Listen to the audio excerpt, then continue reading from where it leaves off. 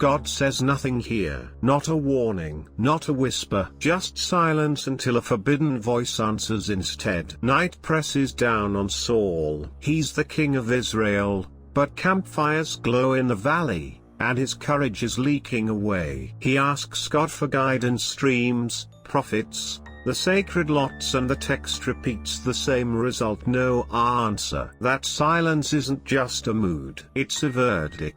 Why would a king be left with emptiness? The narrator adds another absence: Samuel is dead. The prophet who once confronted Saul is in the ground. Saul has lost the one voice he couldn't manage. And that raises a bigger question: when authority can't get an answer from heaven, where does it go next? So Saul does the thing he once outlawed. He orders his men to find a medium. In Hebrew, she's a Baalatov, mistress of an of, something hollow, like a vessel for borrowed voices. In the ancient context of the Bible, this isn't a quirky detour, it's a taboo crossing a border between life and death. Saul once cut off these practitioners from the land. Now he wants one anyway. What does fear turn a king into? He disguises himself. No crown, no entourage, just a leader walking like a fugitive. Saul comes at night, when truth is harder to see, and knocks on a door he should never touch. But there's another detail: he still expects someone else to fix his fear. Can it work?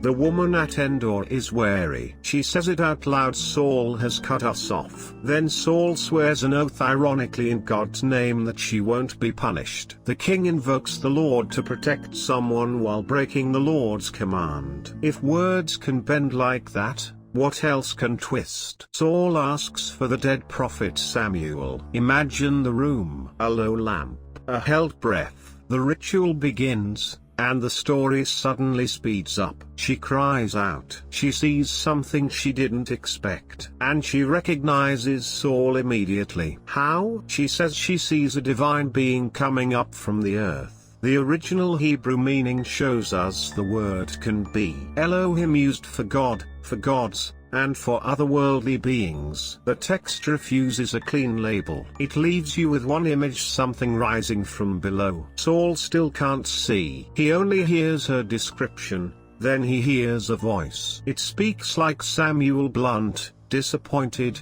painfully familiar. Why have you disturbed me? That line flips the roles. Saul wanted guidance. The dead man questions the living. Saul answers, I'm in distress. Not, I was wrong. Just, I'm trapped. Is that confession or self-defense? And the voice doesn't comfort him. It announces collapse. Tomorrow Saul will fall with his sons. If this is really Samuel, why is the message so final?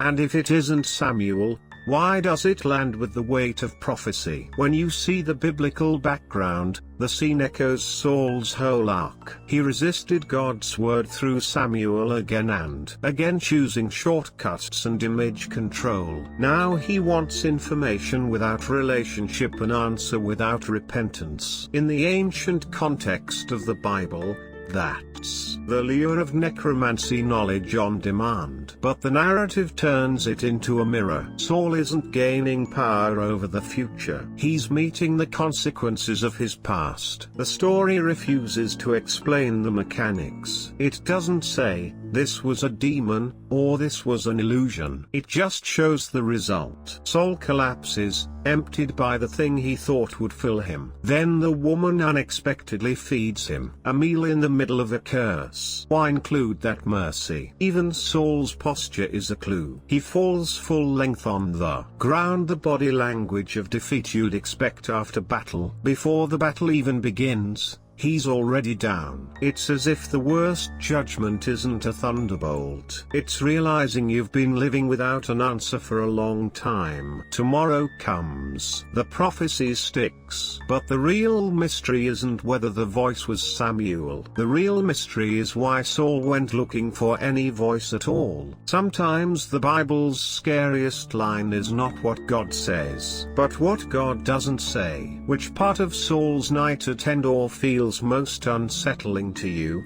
and why? If you want to explore more hidden layers like this, check out other videos on this channel.